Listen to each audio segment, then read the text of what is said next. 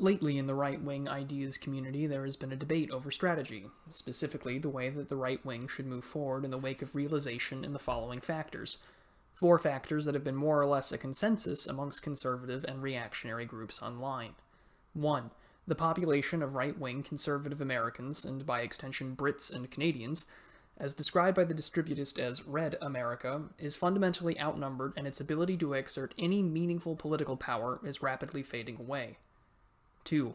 Acknowledgement of the fact that along with changing demographics, the ability to convey right-wing ideals cannot happen in any long-lasting manner, both in the popular culture, schools, and now a majority of public forums online, courtesy of censorship, deplatforming, gaslighting, and demonetization. 3.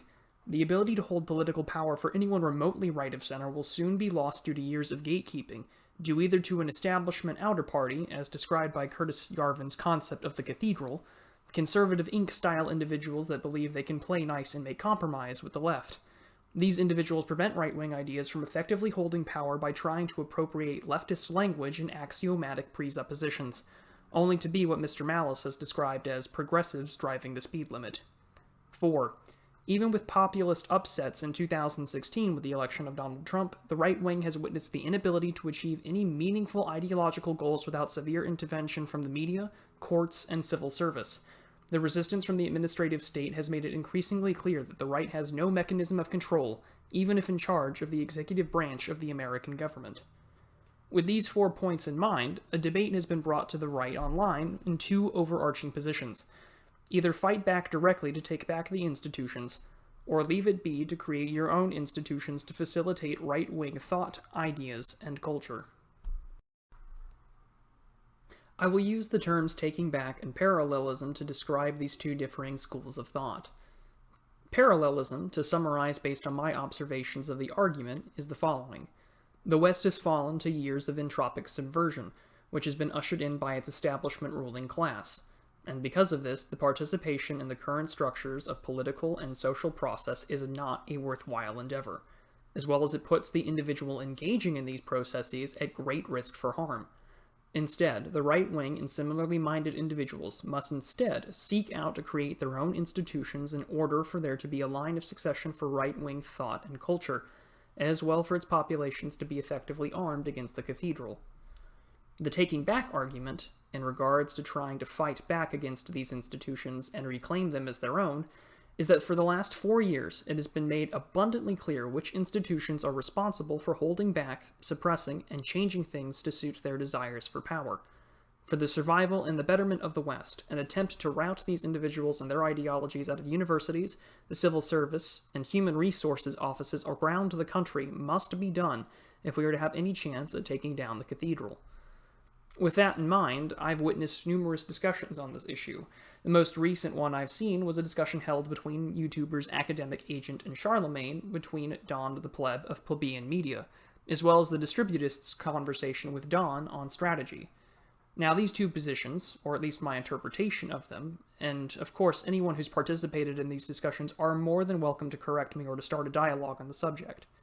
I want to take a moment to provide some preliminary criticisms of both positions, before discussing the need to synthesize and bring them both together.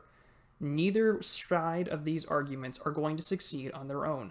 Both parallelism and the taking back approach are a symbiotic relationship that is needed to take back any form of the institutions from the left, but I'll get into that later. On parallelism, while I wholeheartedly agree and even lean towards the idea of the concept of creating our own spaces, I think it comes with the following roadblocks that I think would effectively snuff out the ability to create our own institutions, similarly to how Silicon Valley startups are snuffed out through being bought out by larger tech giants to maintain their monopolies. For the instance of education, wanting to pull out of the current education system to either homeschool or create your own classes can come with some of the following problems. Homeschooling will have the logistical problems of having the necessary income and family structure to homeschool, but the children therein will face some of the following issues. They'll be seen as social pariahs as the outside world and culture continues to move further and further to the left. This may also lead to cancellation if they pursue some sort of public life, decreased employment opportunities, and difficulty or potential flat-out rejection from universities. As for wanting to create separate institutions such as courses, universities, trade schools, or any alternative and legitimate institution that has been subverted already will be snuffed out.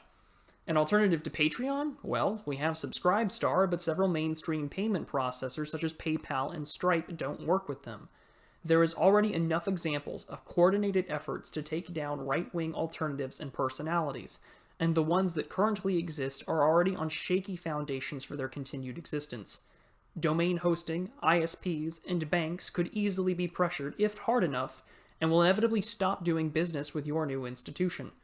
Unless a course of full-on separatism occurs, this will be an uphill battle that I think at the moment cannot lead to an effective long-term victory. Parallelism also runs into a networking and recruiting issue. New institution? Perhaps you set up a trade school. Your existing talent pool will already be small due to Red America's dwindling population and growth, as well as the potential of being cancelled or blacklisted by the establishment. Accreditation comes to mind as well, as the civil service or teachers union will either prevent the accreditation, or, as Academic Agent has pointed out, there are millions of indoctrinated teachers both in the US and UK that would find their way into your institutions, and eventually subvert them through infiltration. And most likely, even if you were to have some sort of ideological screening, an inevitable lawsuit would be sure to happen.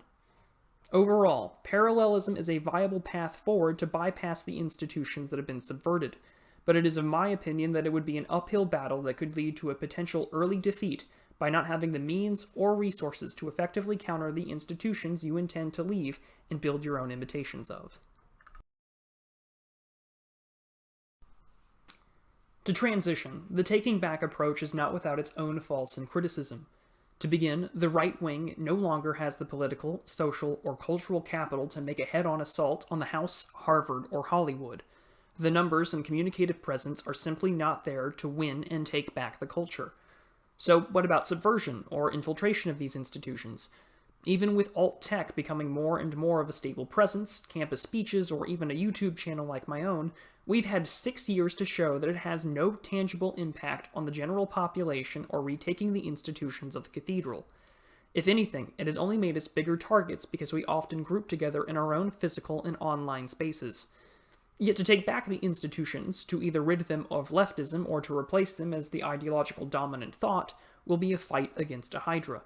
If you want to take down Harvard, go for it. Assemble your collective of benefactors or professors to change the ideas of what is taught on campus. That won't stop the alumni groups, the Department of Education, Yale, William and Mary, and similar other elite institutions from mounting a counteroffensive that you will lose to. Even if you manage to succeed and hold them off, Robert Conquest's second law of politics will inevitably come true, and it will sway further and further to the left with each subsequent generation. We can even reach the head of the executive branch of government of the United States. Although I'm being charitable and calling Trump right-wing in this instance, you will meet resistance. Trump's election led to dozens of alternate department administrative Twitter accounts, the Ninth Circuit stopping him at every turn of the way, and leftist millionaires from Steyer to Soros trying to stop him. Even with the most recent executive order on critical race theory, departments are still going ahead on lectures, and the order was gaslit as racial sensitivity training, as we saw in the most recent presidential debate, or will simply be reinstated with the next leftist president. Essentially, the 4 factors initially outlined in this video make it all but impossible for taking back the institutions all by themselves, without assistance. It is clear that neither side holds the distinct key in defeating the left or its establishment class in this ideological and political battleground. However, in synthesizing them both, I believe that might be the best way forward. Both strategies are necessary to succeed. The creation of alternative institutions cannot happen without those willing to fight and use their resources to push back against the courts, payment processors, funding their own forms of protests and lawsuits, as well as using the existing political infrastructure to ensure that these infant parallel institutions are not snuffed out by those in power. But how will those willing to fight back fill their numbers, or prevent infiltration and subversion? Aside from rallying together and using keen vigilance, they will rely on the very parallel institutions they helped defend and keep afloat in their efforts to later fill back their own numbers. Furthermore, subversion of these parallel institutions is prevented by those trying to take back the institutions on the other front of this battle, as they will now have the means to continue to fight in the culture war in various universities and schools by being able to recruit and provide a marketable parallel alternative in their efforts, leading those disillusioned with the status quo to a parallel institution that is built on history, tradition, family, and faith. The right wing needs to look at this as a two-front war. Even if the battle is lost on one front, you have successfully managed to buy yourself enough time to make up for the loss with a victory on the other. Despite our desires to see these strategies work in a timely manner, it will take time for the efforts to show any form of return on investment. I think it is fitting to describe the stage of the culture war as the Reconquista, and while it took Spain almost 800 years, I am optimistic that this two-pronged approach may give us the avenue of attack that we need to succeed, flourish, and once again fight leftism on even ground. Thank you all for watching.